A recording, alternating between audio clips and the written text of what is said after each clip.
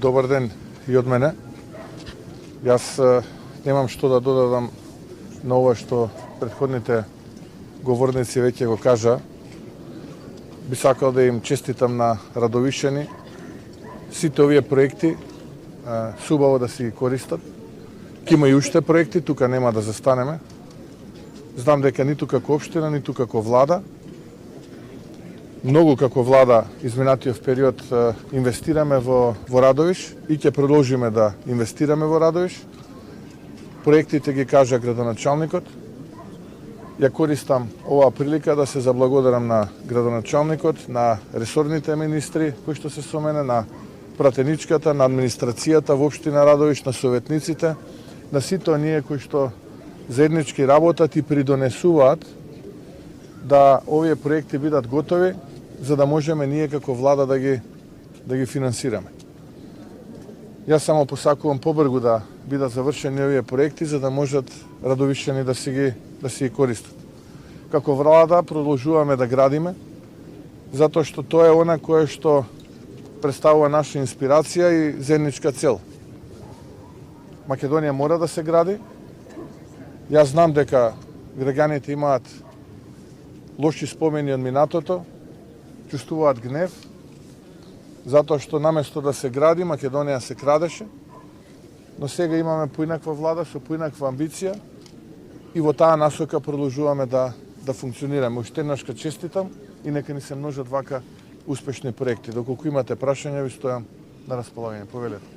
Премиере, како ги коментирате моменталните протести во државата и како гледате на нив? Протестите се демократска алатка на изразување незадоволство. И јас сум нервозен, верувам дека и вие сте незадоволни, сите ние сме незадоволни од сето тоа што се случува и тука не треба да имаме дилема. Работите ги решаваме и ќе продолжиме да ги решаваме. Многу работи изминативе 9 месеци како избрана оваа влада се реши. За многу работи оваа влада беше браник. Да не дозволиме да продолжи понижувањето, разграбувањето, националното уништување на Македонија. И токму тоа е за тие политички глодари проблем кој што сакаат преку овие протести да добијат некој политички поен, па гледаат шанса. Јас апсолутно се придржувам на изразувањето револт и гнев, затоа што уште многу работи пред нас остана да се решат, но ќе се бориме до последен атом енергија кој што го имаме да исправиме нешто во името на идните генерации кои што доаѓаат. Преку ноќ не може ништо да се направи, иако направивме многу работи, ќе повторам изминатиот период, поразивме неколку мафијашки здруженија кои што за жал функционира во државата, ќе продолжиме и во периодот кој што следи. Но од сега па натаму, јас само би посакал да сите останеме фокусирани и обединети во решавање на проблемите. Инаку апсолутно ги разбирам сите оние кои што одлучиле својот легитимен гнев да го изразат преку демократска алатка, а тоа се протести. Но не можам никако да ги оправдам оние политички глодари и лешинари кои што не сакаат силна влада од ВМРО, бидејќи е браник и последниот столб да не дозволи уништување на Македонија како држава. Ќе продолжат ли засилените контроли понатаму? Да, ќе продолжат и понатаму. Тие течат, никогаш не престана. Јас можам да кажам дека воочени се огромни неправилности.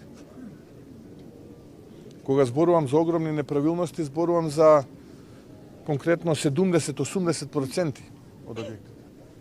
Не зборувам за исклучоци, туку зборувам за пракса која што функционирала. И повеќе нема да функционира. Разработуваме план акционен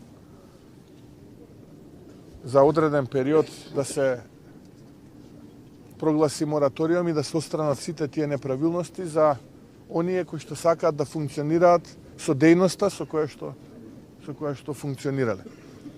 Но истовремено морам да кажам дека и ресурсите и алатките со кои што располагаме се ограничени. Но и со такви ограничени ресурси и алатки ќе продолжиме да ја истераме оваа работа до крај. И не само оваа работа, туку да спречиме да ни се повторуваат немили случувања и воднина. Господине Мицкоски, Заводот за статистика го објави последниот извештај за движењето на платите. Кои се вашите очекувања? Па очекувам да продолжи економската консолидација. Имавме два супер успешни квартали, тоа беше четвртиот и третиот квартал од минатата година. За прв пат забележавме раст после долго време од 3% и сме во првите 5 најбрзо растечки економии во Европа. Очекувам тој тренд да продолжи во овој прв квартал од оваа година. Самите вие кажавте дека продолжува да расте просечната плата и покрај тоа што многумина политички глодари од позиција на опозиција ја напаѓаа владата дека била против растот на платите, еве, гледате дека растат.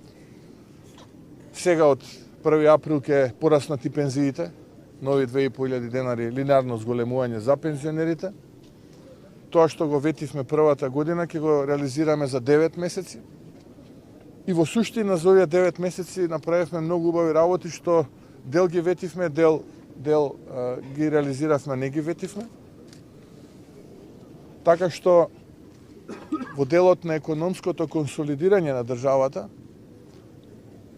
мојата порака до граѓаните да бидат спокојни, убави времења доаѓаат за Македонија и за македонската економија. Денеска сте во Радовиш, голем дел од овие луѓе живеат, односно екзистираат од земјоделие. Како тече исплатата на субвенциите? Во земјоделието наследивме тотален хаос